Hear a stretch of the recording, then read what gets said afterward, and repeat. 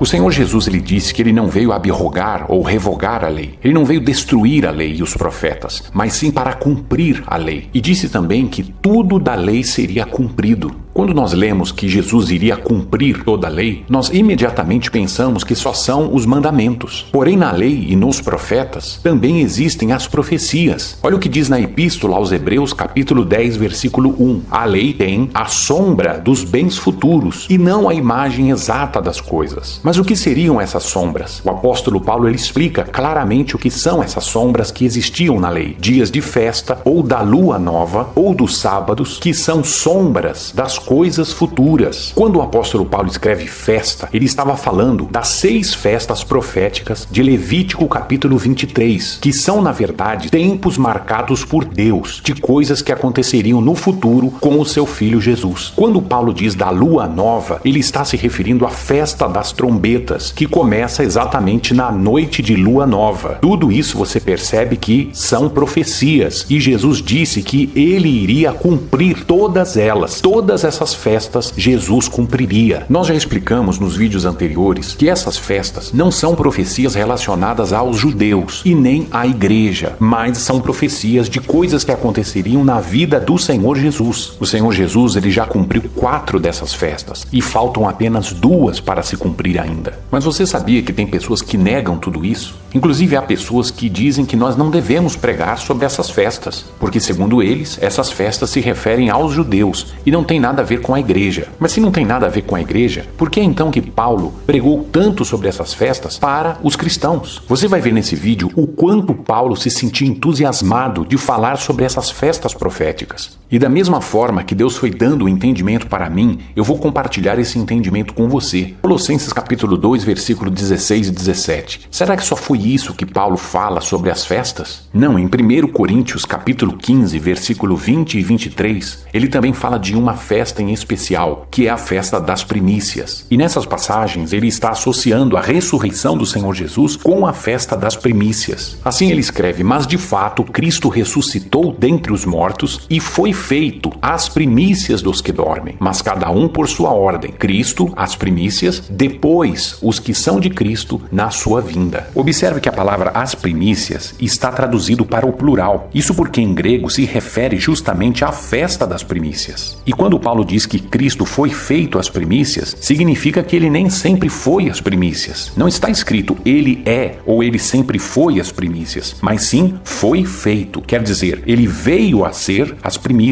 E quando isso aconteceu? No dia da festa das primícias, no domingo em que ele ressuscita. Jesus se tornou as primícias neste dia, e a sua ressurreição se tornou o cumprimento exato dessa sombra. O apóstolo Paulo continua no versículo 23 repetindo que ele é as primícias, e em seguida entra no assunto escatológico, quando ele acrescenta: depois os que são de Cristo na sua vinda. E perceba também, Paulo está ensinando sobre as festas para a igreja. Olha o que ele escreveu no capítulo 1, versículo 1 dessa mesma carta. Paulo, chamado apóstolo de Jesus Cristo pela vontade de Deus, à igreja, ou seja, para a igreja de Deus que está em Corinto, aos santificados em Cristo Jesus, chamados santos, com todos os que em todo lugar invocam o nome de nosso Senhor Jesus Cristo. Perceba que a carta toda foi escrita para a igreja, e nesta carta ele está citando as festas proféticas. Ele está ensinando sobre elas, sobre o cumprimento delas. Quando eu li isso na Bíblia, logo eu perguntei: mas será que Paulo ele só falou dessa festa em 1 Coríntios? E para minha surpresa, não. Ele não apenas falou da festa das primícias. Jesus já tinha cumprido outras festas e Paulo estava falando sobre elas também. Na mesma carta aos Coríntios, no capítulo 5, versículo 7, diz o seguinte: porque Cristo, nossa Páscoa, foi sacrificado por nós. Cristo,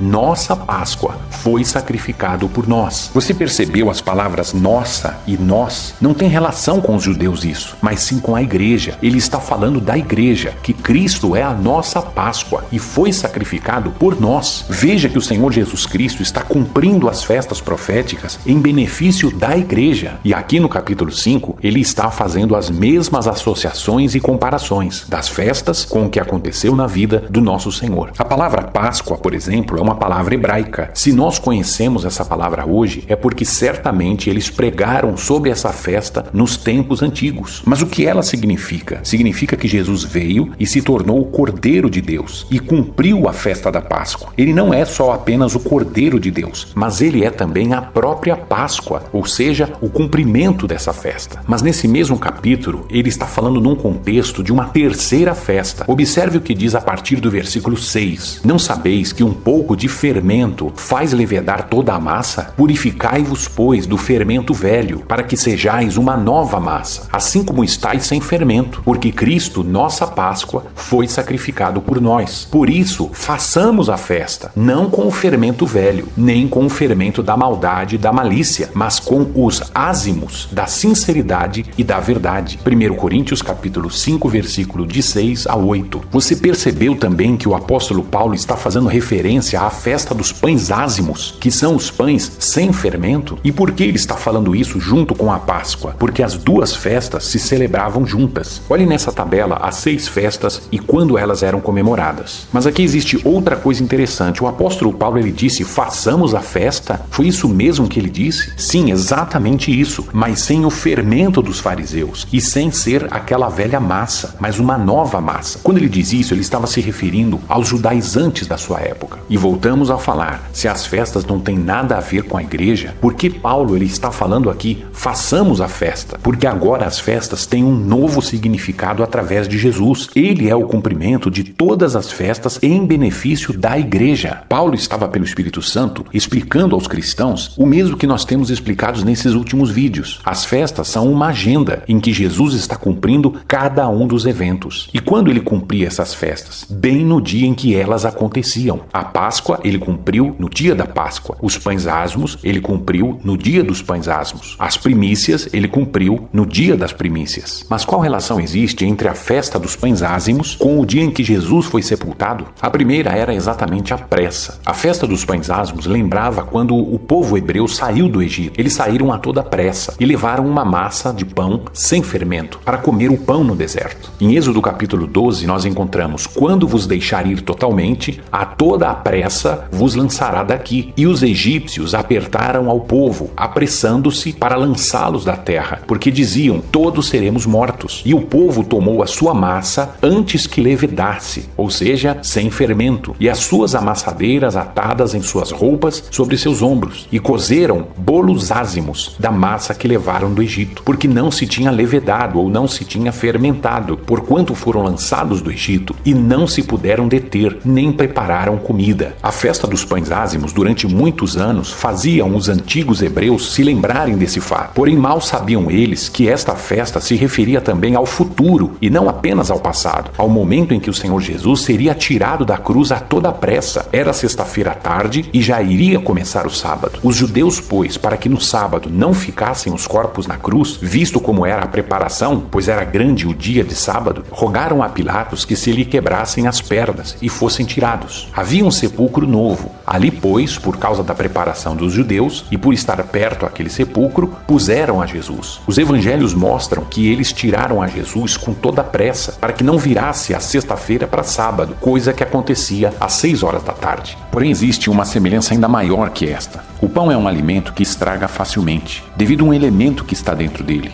Esse elemento é o fermento. O fermento ele corrompe a massa do pão. Ele faz o pão se desintegrar e se decompor. O fermento é símbolo da corrupção. Quando Deus fala do pão ázimo, ele está falando de um pão sem fermento. Um pão que não se corromperia. Um pão que não entraria em decomposição. Um pão que não estraga fácil. Após a morte do Cordeiro na Páscoa, o Senhor Jesus cumpriria outra festa. Ele seria exatamente o pão ázimo. O seu corpo não entrou em decomposição. Diz a Bíblia em Atos capítulo 2, versículo 27, a minha carne há de repousar em esperança, pois não deixarás a minha alma no inferno ou na sepultura, nem permitirás que o teu santo veja a corrupção. Nesta previsão, disse da ressurreição de Cristo, que a sua alma não foi deixada na sepultura, nem a sua carne viu a corrupção. Deus ressuscitou a este Jesus do qual todos nós somos testemunhas. Portanto, o Senhor Jesus é o pão da vida, que, pelo fato de ele não ter fermento, ele é também o pão ázimo, que cumpriu a festa dos pães ázimos bem no dia desta festa. E o que nós encontramos até agora na carta aos 1 Coríntios? Jesus é a nossa Páscoa, Jesus é o pão ázimo, Jesus é as primícias. Você vê como Paulo ele está pregando sobre as mesmas festas, e é incrível quando nós percebemos como o Espírito Santo dirigiu a Paulo para escrever essa epístola, que justo no último capítulo ele cita outra das festas, onde ele diz no versículo 8: "Ficarei, porém, em Éfeso até ao Pentecostes." Essa é a única carta em que Paulo menciona a festa do Pentecostes. Aliás, no Novo Testamento, só se encontra 3 vezes a palavra, e 2 estão no livro de Atos dos Apóstolos. O fato dele ser um judeu e escrever isso para cristãos gregos de Corinto já nos faz entender que o termo era muito familiar entre eles. Eles sabiam do que o apóstolo Paulo estava tratando. Mas tinha um motivo a mais também que levou a Paulo a escrever sobre as festas proféticas em 1 Coríntios. Era a época em que ele estava vivendo. Enquanto ele escrevia essa carta, ele vivia tempos de véspera de Páscoa. Na Bíblia Shed temos o seguinte comentário em 1 Coríntios capítulo 5, versículos 6 e 7. Fermento, a metáfora provém da Páscoa. Paulo escreve pouco antes da Páscoa. Temas pascais se encontram em capítulo 10, versículo 1 e capítulo 15, versículo 20. Já na nota do capítulo 16, versículos 8 e 9, assim está escrito: Éfeso, local de onde Paulo escreve um pouco antes da Páscoa. Planejava passar o verão na Macedônia e o inverno em Corinto. Pentecostes, 7 semanas após a Páscoa. Você observa no capítulo 16, versículo 8, onde ele diz: "Ficarei, porém, em Éfeso até ao Pentecostes." Se somarmos o tempo em que Paulo passou escrevendo essa epístola ao tempo em que ele realiza um grande trabalho em Éfeso, nós entendemos que realmente ele estava vivendo tempos antes da Páscoa. Isso é algo extraordinário, porque ele estava incentivando a celebrar não a sombra de uma festa, mas o cumprimento da festa. Era uma espécie de convite para que as pessoas de Corinto também celebrassem a Páscoa. Seria a celebração de uma nova Páscoa, com um novo significado. Se torna claro que um dos objetivos da carta era justamente traduzir o que significava cada uma das festas de Levítico 23 e mostrar como o Senhor Jesus estava cumprindo cada uma delas. Mas a pergunta é, será que ele estava fazendo isso de propósito ou inconscientemente pelo Espírito Santo? Numa mesma carta, Paulo está citando as 4 primeiras festas em que o Senhor Jesus cumpriu, exatamente no dia em que se celebrava estas festas. Porém, nós sabemos que Levítico 23 fala de 6 festas, então faltariam 2 festas. Será que Paulo falou de festa das trombetas em 1 Coríntios? Se nós encontrarmos em 1 Coríntios alguma referência sobre a festa das trombetas, isso iria confirmar que tudo aquilo que nós estamos ensinando nos últimos vídeos está correto, que em breve o Senhor Jesus Cristo vai cumprir a festa das trombetas, arrebatando a sua igreja. E vale lembrar que Coríntios é uma carta escrita à igreja e não a judeus. Então vamos ler juntos. Capítulo 15, versículo 51 em diante. Eis aqui vos digo um mistério. Na verdade, nem todos dormiremos, mas todos seremos transformados, num momento, num abrir e fechar de olhos, ante a última trombeta, porque a trombeta soará e os mortos ressuscitarão incorruptíveis, e nós seremos transformados. Isso é arrebatamento. Isso é festa das trombetas. Se nós percebemos também a maneira que ele escreveu a carta, considerando que o capítulo 16 apenas tem algumas pequenas instruções e saudações finais, nós entendemos que o capítulo 15 é praticamente o último capítulo, e a parte em que ele fala do mistério das trombetas está exatamente no fim, como se ele tivesse deixado esse assunto para o final. Deus não é Deus de confusão, e Deus não permitiria confusão na palavra dele.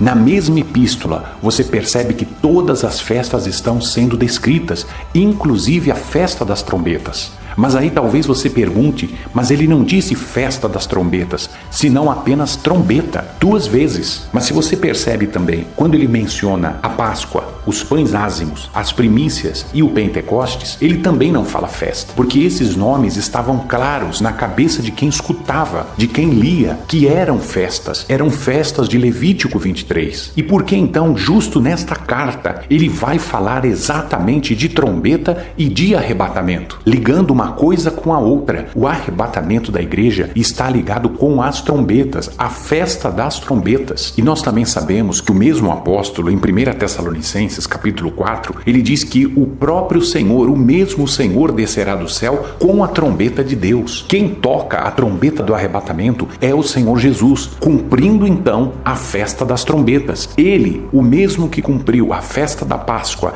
a festa dos pães ázimos, a festa das primícias, a festa do Pentecostes, agora ele estará cumprindo a festa das trombetas. Você conhece alguma outra epístola em que todas as festas estão sendo explicadas nela? Incrivelmente, isso acontece em 1 Coríntios. E a pergunta final é: quando isso vai se cumprir? Quando acontecerá a última festa das trombetas? Se todas as festas são sombras de coisas futuras e que Cristo trouxe a imagem real das coisas e não mais as sombras, nós entendemos que quando Jesus morre na cruz, ele deu significado à Páscoa. Quando ele está sendo sepultado, ele deu significado à festa dos pães ázimos. Quando ele ressuscita, ele deu significado à festa das primícias. Quando ele envia o Espírito Santo, ele deu significado ao Pentecostes. E o dia que ele descerá do céu e tocará a trombeta de Deus, ele dará significado à festa das trombetas. Esta festa está relacionada com a igreja. Caso contrário, Paulo não escreveria sobre ela na mesma epístola em que ele escreve as outras festas. A pergunta que fica é: e quando isso vai acontecer? Vamos olhar de novo para a agenda do Senhor Jesus. Você acha que Jesus chegou atrasado nos seus últimos compromissos? Ele foi pontual na Páscoa. No dia da Páscoa, ele cumpriu a Páscoa. Ele foi pontual na festa dos pães ázimos. No mesmo dia, ele cumpriu o significado da festa. Ele foi pontual na festa das primícias. Bem no dia das primícias, ele cumpre o significado. E no dia de Pentecostes, ele também foi pontual, enviando o Espírito Santo e formando a igreja. E você acha que as duas próximas festas ele não será pontual? Dizer que isso vai ser diferente é dizer que Deus mudou com o passar do tempo. E será que o Senhor Jesus vai chegar atrasado, justo no dia que ele vai ter que buscar a sua noiva para se casar? E sobre a festa dos tabernáculos, Paulo também fala alguma coisa em 1 Coríntios? Se nós lermos o capítulo 15, a partir do versículo 24, depois virá o fim, quando tiver entregado o reino a Deus, ao Pai, e quando houver aniquilado todo o império e toda a potestade e força. Porém convém que reine até que haja posto a todos os inimigos debaixo de seus pés. Isso é o reino de Deus. E nós sabemos que o Senhor Jesus virá para reinar nesse mundo por 1000 anos. É quando ele estará habitando entre nós, cumprindo também a festa dos tabernáculos. Com isso nós concluímos que Paulo explicou todas as festas da agenda de Deus. Então, se fizermos um resumo do que aprendemos hoje com esse vídeo, nós vamos notar, número 1, Paulo escreve a sua carta à igreja numa véspera de Páscoa. Ele menciona todas as festas profetizadas em Levítico 23. Todas as festas são cumpridas por Cristo. As festas que acontecem, por exemplo, a Páscoa, que ele chama Cristo a nossa Páscoa, isso mostra que todas elas Jesus cumpria em benefício da igreja.